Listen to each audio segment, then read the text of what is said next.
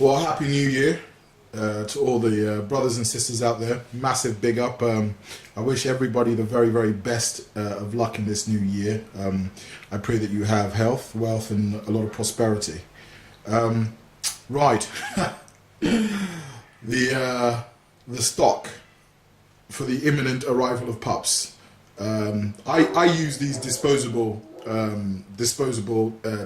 tissues basically to dry the pups down.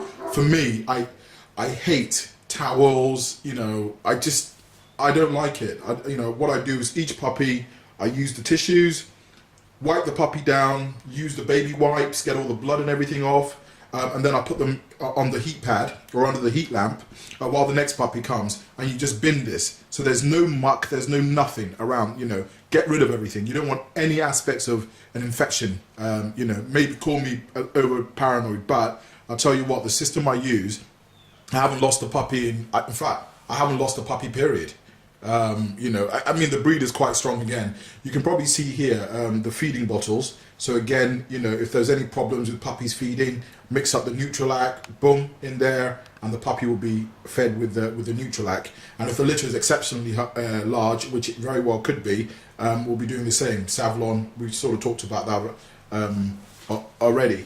And just stepping outside, where is she? Honey? Good girl. There she is. She's really, really showing signs. A lot of groaning, a lot of sitting down. I'm always letting her out to wee a little bit. She's getting to the point now. I hope. You could hear that groan there. I mean, signs to look for. You can see that the actual breast is huge.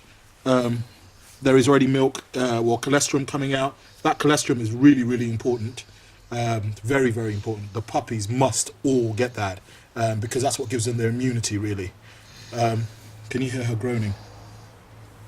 She's ready. She's ready. I'm going to just walk her a little bit, not much, just to get those contractions going. She's really, really groaning now. Poor girl. Poor girl. She's ready. Can you all hear that? So the breasts are all, nice and open. Sometimes you might even need to sort of cut around here, but the bit should actually lose the hair around there. And then what's going to happen now is that I'm going to wipe the breast down with a bit of a very mild salt water, just to disinfect the nipples a little bit, get them nice and ready. And if you look at the vulva, I mean, look at the size of that vulva. That is ridiculously big. So that's always another sign when you see the vulva, swollen like that. That she's getting there. Beautiful girl. Something I just want to sort of, clear up very quickly, okay? With all the bullshit that I'm having, a lot of people say, yes, Ben's breeding for money, he's doing this and that. This is my new car. I didn't want a scenario that, all of a sudden I've had pups, then they think I've gone and bought a BMW. I work very, very hard. I got this in September, and I had a blue one before. I didn't, use any puppy money to buy the vehicle. I don't know why I feel like I have to defend myself, but that's the last thing that I want to be known for. Saying that I'm breeding for money. It does. I think I'm actually spending all my money on dogs. This litter here is my last litter. Yes, the puppies aren't going to be free, but if you look at the returns you get from it, when you've minus feeding, in fact, the hours that are put into sort of caring for your dogs, if I was stacking shelves at Waitrose in my spare time, it'd be more profitable. That I assure you. So anyway, that's just getting that out of the way. The focus is on this beautiful girl. Nice car though. To all those haters out there, that try to hold me down, kiss my ass. It's a convertible as well. So, yeah, Benji big boy pimping. That's right. You can't hold me back with your negativity and all the bullshit dramas that you try to cause, because I'm not a bad person. I work extremely hard. I leave my house at, sometimes at 7, to go to work. And obviously I've done the dogs before, so I'm getting up at 5 a.m. When I get back. New Year's Eve, you're all partying yesterday.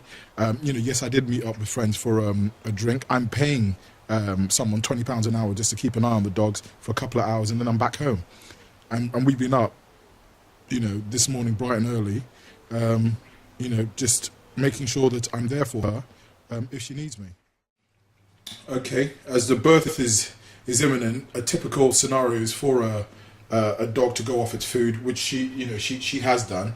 So what I've got here is some liver for her. It's only 64p. All these adverts that I do for Tesco's, but no, there's some great deals there. I mean, yeah, surely you can go to your butchers, and I can't be arsed with all of that. This is easy. The Tesco's is just around the corner. So you've got the liver and kidneys, fantastic. So basically, I've just got it on a plate for her. For me, I just want her to keep her energy up because, her labour is going to be long. I'll be surprised if there's less than 10 pups in there. So she might not even take the food, poor girl, but let's see if she eats that. Good girl. Good girl. Good girl. Lovely jubbly. Keep her energy up. So she'll get some kidneys later on. So all I can do is be there for her. At the end of the day, she didn't put herself in this situation. Fritz, he's to blame. No, at the end of the day, I decided to breed her. So I am responsible for making sure that I'm with her through it. I'm not going to go to work for a couple of days, and that's a financial loss for me. But this is a passion. So it'll be interesting. Can you see that? That was a nice stretch there. I think they are on their way. She really enjoyed that. Good girl. Honey, thank you for all your hard work and all the beautiful puppies that you've produced. And you can be rest assured that it's really appreciated, and the owners appreciate it as well. Very sorry for all the pain that you're going through at the moment, but hopefully we should have no problems in the birth. Good girl. Good girl. Good girl. Thank you, darling. Okay, just wanted to also show you, sort of help, potential new breeders out. When you're expecting your litter, you can always get over paranoid. Remember, sometimes those contractions are really coming on now.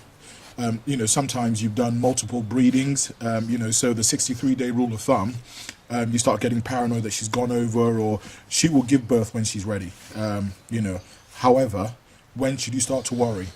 It's not so much when your dog starts to groan, it's more when she starts to strain, for a long period of time, let's say an hour, without producing any pups, and you actually see the physical contractions and straining as well. But one very simple test is obviously to monitor the temperature. If the temperature is not getting too high or dropping drastically low, there isn't a problem. But another thing you can do is this. As you can see, I pick up these rubber gloves. I think you can get like 30 of them for like £2 or £3, can't remember now. But you look at the vulva again, and you can look at the discharge. So here, what we want to first do is just to make sure that there isn't a problem, is to see that the cervix is actually dilated. Now, don't really go around tampering with your dog because you don't need to. I'm just doing this for an educational purpose, and I also want to know how well dilated her cervix is, just to see if she is definitely in whelp. And you can see as I pull my finger out, there isn't any dark residue, blood staining. It's nice, clear. There is like a mucousy membrane, and that's the plug that's really sort of now flushing out. And basically, once that's all come out, the cervix is well dilated, the contractions start, and you get the puppy. So this particular bitch is in perfect health.